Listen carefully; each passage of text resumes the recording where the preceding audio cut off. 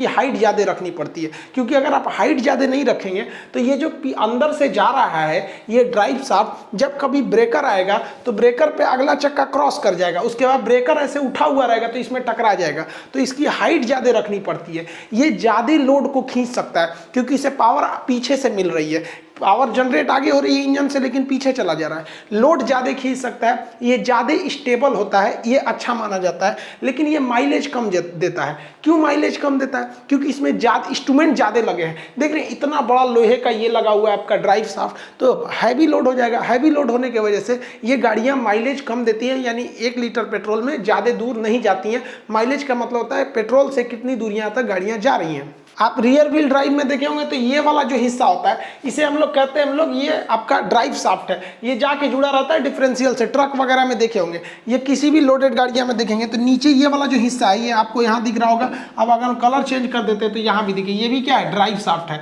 इसमें सबसे बड़ा चीज़ क्या होता है, रियर व्हील ड्राइव में गाड़ियों को ऊँचा रखना है। अगर नीचे रखेंगे तो ये रियर व्हील ड्राइव पॉसिबल ही नहीं है, वरना लड़ जाएगा ये। अब दूसरा होता है फ्रंट व्हील ड्राइव। जैसे इंजन तो यहाँ पावर जनरेट करता है, इंजन के बारे में 4 स्ट्रोक इंजन तो पूरा इंजन पढ़ा दिए हैं आपको, लाइनर पिस्टन वगैरह, डिस्क्रिप्शन में उसका लिंक दे देंगे, आप देख लीजिएगा। तो ये इंजन यहाँ पावर बनाया और इंजन पावर बना के वहीं के चक्के को दे दिया, यानी फ्रंट के ही चक्के को दे दिया, तो इसे कहते हैं फ्रंट व्हील ड्राइव।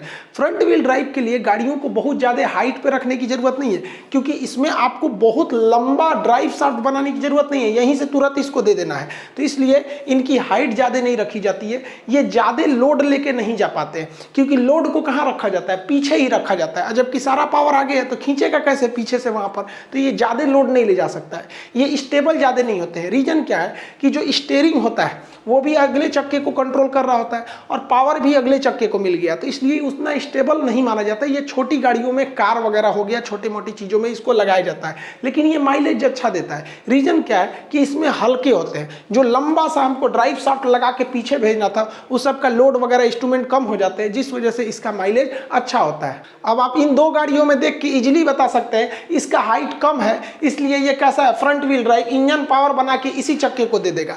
जबकि ये बड़ी गाड़ियां हैं, इनकी हाइट ज़्यादा है तो इंजन पावर आगे बनाता है, लेकिन पिछले चक्के को ये क्या करता है, भेज रहा होता है। तो ये हो जाता है आपका रियर व्हील ड्राइव, ये हो गया फ्रंट व्हील ड्राइव। आप कहेंगे कि अच्छा कौन होता है, भाई दोनों अपने अपने जगह पे है। कम काम है तो इसको लीजिए, ज़्यादा काम है तो इसको ले लीजिए, लेकिन दोनों की एक बहुत बड़ी खराबी है।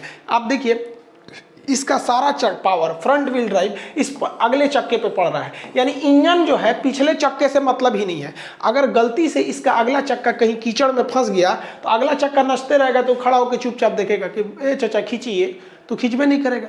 तो इसका अगला फंस गया तो ये काम से नहीं। या मान लीजिए कोई इसे उठा दिया क्रेन लगा के, तो आप इंजन से खूब एक्सीलरेटर लीजिए तो गन गन गन गन हवा में नाचेगा, पीछे वाले को तो पावर मिल नहीं रहा हो तो टुकुर टुकुर देखेगा। तो इसका अगला फंसा तो ये गया।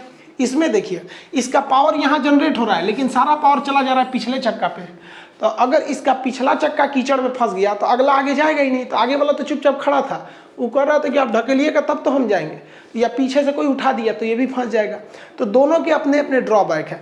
देखिए ये इसके पूरे इंजन का पावर इसके पिछले चक्के पे है, रियर व्हील ड्राइव है, रियर व्हील इसका फंस चुका है जाम में, अगला चक्का कुछ कर ही नहीं पाएगा क्योंकि सारा पावर कहाँ जा रहा था, रियर व्हील पे जा रहा था। लेकिन मिलिट्री वाली गाड़ियों को क्या होगा, उनको तो कभी उबड़ खाबड़ रास्ते पे जाना होता है, उन्हें कभी कीचड़ वाले जाने पे होता है, पता चला अगला फंस गया तो टुकुर टुकुर देखेंगे नहीं ना। तो उसके लिए जरूरी था इनको पावर पूरे चक्के पे दिया जाए, आगे भी दिया जाए और पीछे भी दिया जाए। तो मिलिट्री के जितने ट्रक वाहन होते हैं इनका ट्रांसमिशन दोनों ओर होता है। आप देखेंगे तो यहाँ पर एक सेंटर में एकदम बीचों बीच में सेंट्रल डिफरेंशियल होता है, ये पावर को पिछले चक्के पे भी भेजता है और अगले पे भी भेजता है। तो इसको हम लोग कहते हैं 4x4। तो इसमें आगे का अगर फंस गया या कीचड़ में तो पावर तो उसको भी मिल रहा है, वो ढकेल के इसको निकाल देगा। ये यहाँ पे भी आप देखेंगे तो सेम कंडीशन है, इस आगे को भी नचा रहा है, पीछे को भी नचा रहा है। तो इसे 4x4 कहते हैं या ऑल व्हील ड्राइव कहते हैं। दोनों में बहुत का डिफरेंस नहीं है। ऑल व्हील ड्राइव में भी सारे चक्कों को पावर मिलता है और 4x4 में भी सारे चक्कों को पावर मिलता है। इसलिए मिलिट्री वाले ट्रक बहुत पावरफुल होते हैं, ये कहीं भी फंसते नहीं है। एक चक्का फंस भी गया तो पीछे वाला ढकेल के निकाल लेता है। आर्मी के ट्रक जो है अगर ये फंस जाते हैं तो इनके सारे चक्के को ना इंजन से पावर मिलता है, इसलिए कोई भी फंसेगा तो बाकी चक्के भी घूमेंगे। ऐसा नहीं है कि एक जाम हो गया तो पीछे वाला रुका रहेगा। आप इसमें देखेंगे कि सारे चक्के इसके घूमते रहते हैं। अगर फंस गया कहीं तो सारे चक्के को पावर मिलने के कारण सारे चक्के घूम रहे होते हैं और इसको जाम से या कहीं पे भी कीचड़ बालू कहीं पे भी फंस जाता है तो खींच के लेके चले जाते हैं। तो यही फायदा होता है ऑल व्हील ड्राइव का। 4x4 होने का एक और फायदा होता है, ये कैसे भी उबड़ खाबड़ रास्ते पे चढ़ सकते हैं।